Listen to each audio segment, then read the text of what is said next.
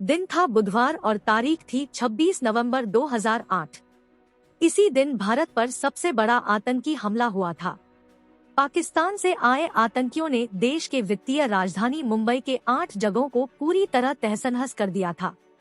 आधिकारिक आंकड़ों के मुताबिक मुंबई के इस आतंकी हमले में 166 लोग मारे गए थे, जिसमें कई बच्चे भी शामिल थे। आतंकियों को मारने के लिए मुंबई पुलिस को सेना की मदद लेनी पड़ी थी। पुलिस के कई जवान भी इस हमले में शहीद हो गए थे। इस हमले में एक आतंकी अजमल आमिर कसाब पुलिस के हत्थे चढ़ा था, जिसे 2012 में ट्रायल के बाद फांसी पर लटकाया गया। कसाब के खुलासे ने पूरी दुनिया को तब स्तब्ध कर दिया, जब इस हमले में अमेरिका और पाकिस्तान में बैठे शख्स का नाम सामने आया।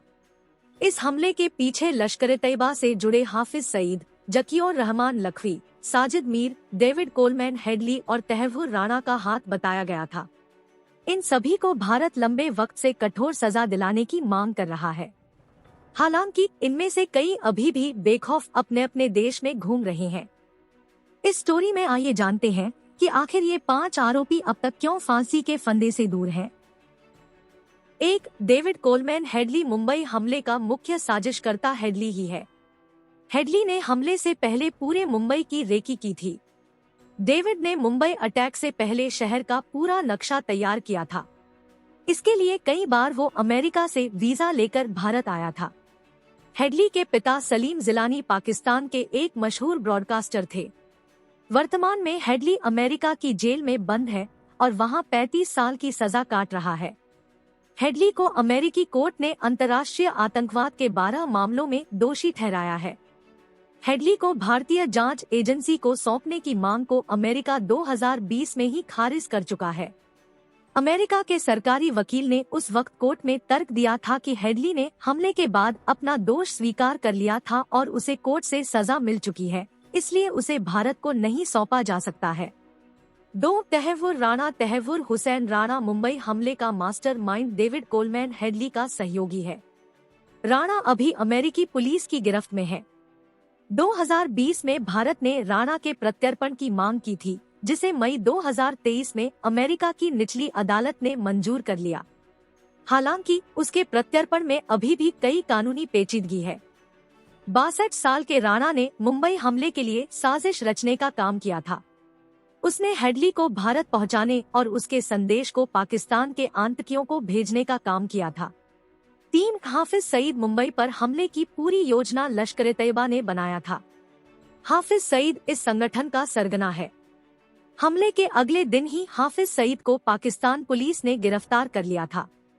हाफिज अभी भी जेल में बंद है। हाफिज सईद आतंकवाद के 3 मामलों में पाकिस्तान की अदालत से दोषी करार दिया जा चुका है। पाकिस्तान के पंजाब प्रांत के अलग अलग शहरों में हाफिज मोहम्मद सईद के खिलाफ 7 केस दर्ज हैं। हालांकि पाकिस्तानी सेना और वहां की खुफिया एजेंसी की वजह से उसकी हनक अभी भी पाकिस्तान में है। कुछ जानकारों का कहना है कि सईद के लिए जेल ही सबसे सुरक्षित जगह है। 4. जकीउर रहमान लखवी मुंबई हमले के वक्त लखवी आतंकी संगठन लश्कर-ए-तैयबा का ऑपरेशन प्रमुख था। हमले की स्क्रिप्ट को अमलीजामा पहनाने की जिम्मेदारी लखवी को ही मिली थी। लखवी वर्तमान में पाकिस्तान में 5 साल की जेल की सजा काट रहा है। 2021 में उसे आतंकवाद के वित्त पोषण के लिए गिरफ्तार किया गया था।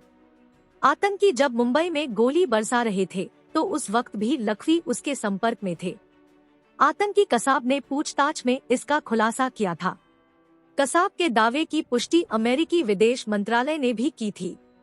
लखवी को आतंकी हमले के बाद भी पाकिस्तान ने पकड़ा था, लेकिन उसे बाद में जमानत पर छोड़ दिया गया था। लखवी को लेकर पाकिस्तान के ढीलढाल रवैये की अमेरिका ने भी निंदा की थी। संयुक्त राष्ट्र सुरक्षा परिषद की एक प्रतिबंध समिति ने लखवी पर चेचनिया, बोस्निया, इराक और अफगानिस्तान सहित कई देशों में आतंकवादी गतिविधियों में शामिल होने का आरोप लगाया। 5. साजिद मीर मुंबई हमले में साजिद मीर ने अहम भूमिका निभाई थी। हमले के दौरान मीर द्वारा आतंकियों को निर्देश देने का एक ऑडियो भी वायरल हुआ था, जिसे भारत ने संयुक्त राष्ट्र संघ में रखा था। मीर ही वो हैंडलर था जो हेडली के संपर्क में भी था। मीर पर अमेरिका ने भी $5 मिलियन का इनाम रखा है। मीर को लेकर पाकिस्तान लगातार झूठ बोलता आ रहा है। 2020 से पहले पाकिस्तान ने मीर के मरने का दावा किया था, लेकिन जब वो एफएटीएफ में बुरी तरह घिर गया तो उसने उसके जेल में रहने की बात कही। पाकिस्तान में मीर 15 साल की जेल की सजा काट रहा है। 3 बार बदली थी मुंबई पर हमले की तारीख। मुंबई पर आतंकी हमले की तारीख 3 बार बदली गई थी।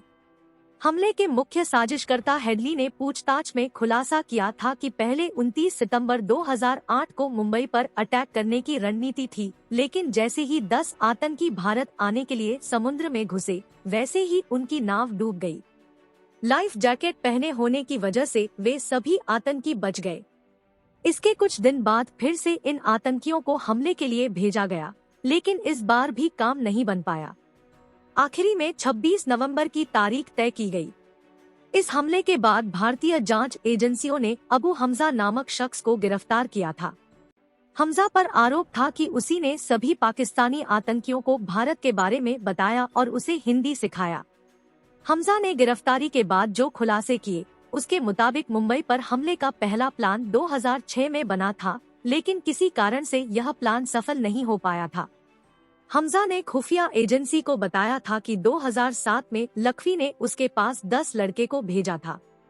इन सभी लड़कों को मैंने ही ट्रेनिंग दिया था।